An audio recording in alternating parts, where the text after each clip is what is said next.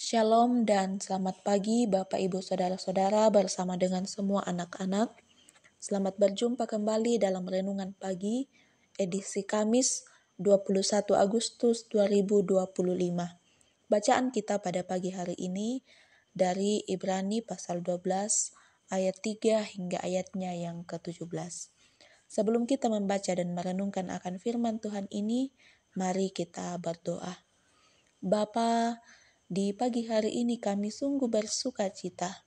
Terima kasih atas karunia-Mu kepada kami semua. Terima kasih atas hari baru yang Tuhan anugerahkan kepada kami semua. Mengawali hari ini, kami mau dituntun oleh kebenaran firman-Mu. Ya Roh Kudus, berkuasalah atas kami semua.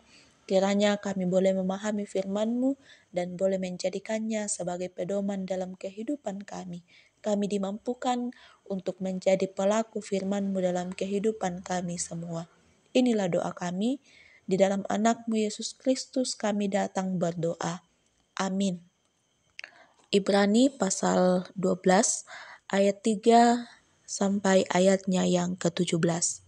Firman Tuhan, ingatlah selalu Dia yang tekun menanggung bantahan yang sehebat itu terhadap dirinya dari pihak orang-orang berdosa, supaya jangan kamu menjadi lemah dan putus asa. Dalam pergumulan kamu melawan dosa, kamu belum sampai mencucurkan darah. Kamu sudah lupa akan nasihat yang berbicara kepada kamu seperti kepada anak-anak.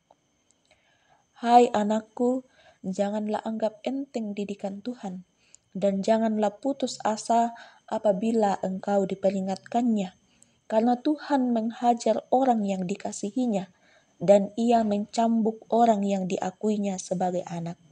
Bersabarlah, anggaplah semua itu sebagai didikan. Allah memperlakukan kamu seperti anak. Di manakah terdapat anak yang tidak dihajar oleh ayahnya? Namun, jikalau kamu bebas dari didikan yang harus diterima setiap orang, kamu adalah anak-anak haram dan bukan anak-anak yang sah.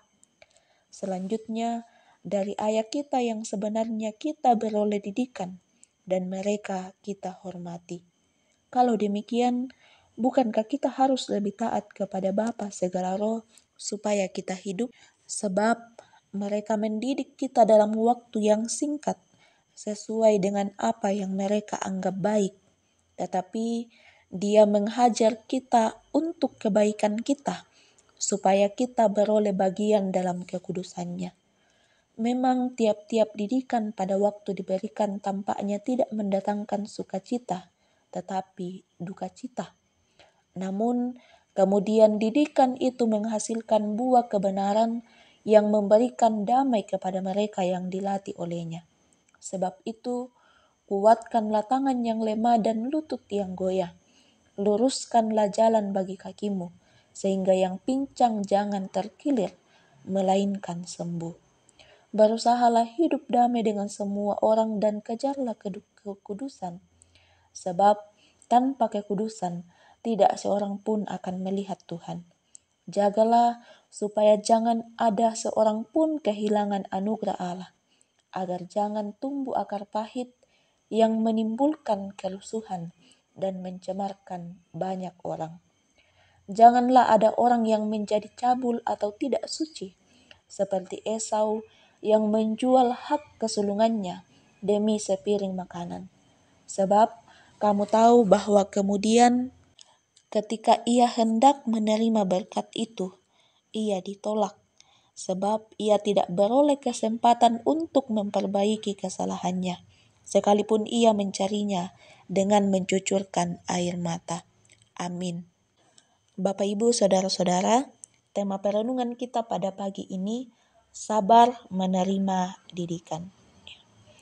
Tantangan pendidikan di dewasa ini, baik pendidikan formal maupun non-formal, adalah menghadapi sikap yang menginginkan proses yang instan. Proses yang lama itu dianggap membosankan, apalagi jika dalam proses itu disertai dengan tugas-tugas yang dianggap sebagai beban yang kian hari kian memberatkan. Lalu, bagaimana dengan iman? Adakah dalam proses beriman istilah jalan pintas atau proses yang instan?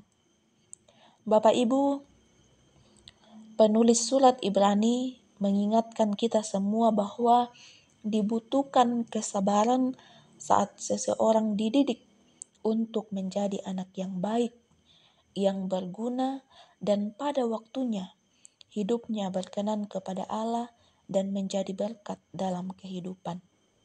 Dalam proses didikan itu, kerap kali seorang anak harus dihajar, bukan karena dibenci, tetapi untuk menunjukkan hal yang sepatutnya dilakukan. Dalam proses itu, terkadang menyakitkan dan mendukacitakan. Namun, itu akan melahirkan rasa hormat dan ketaatan. Seperti rasa hormat dan taat seorang anak kepada ayahnya. Tanpa didikan yang di dalamnya seorang anak dihajar oleh sang ayah, akan menciptakan pribadi anak yang gampangan dan mudah menyerah dalam menghadapi kesulitan dan gampang terperdaya menghadapi godaan. Yang oleh penulis surat Ibrani disebut sebagai anak-anak haram, bukan anak-anak yang sah.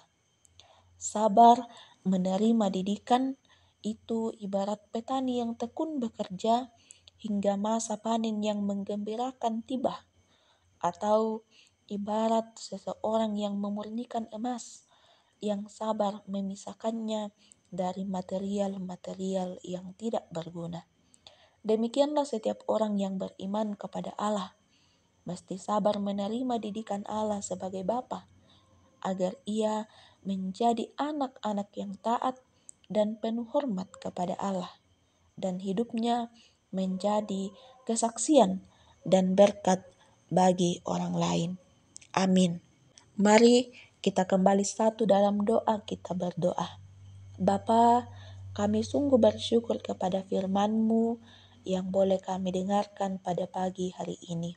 Kiranya firman-Mu akan terus menguatkan kami untuk terus berproses dalam keberimanan kami.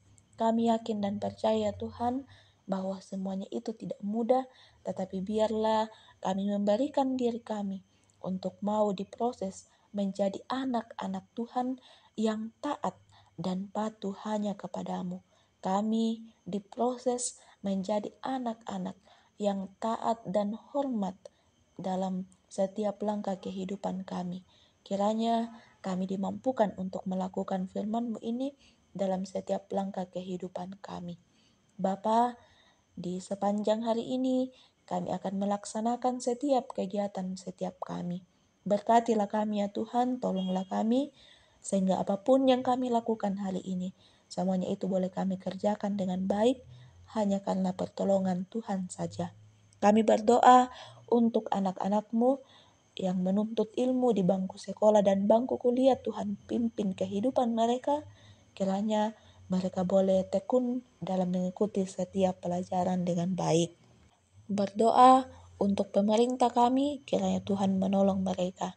Kami percaya hikmat-Mu selalu melingkupi kehidupan mereka, sehingga mereka boleh memerintah kami dengan baik. Berdoa untuk setiap pemberita-pemberita Injil-Mu dimanapun Tuhan menempatkan mereka.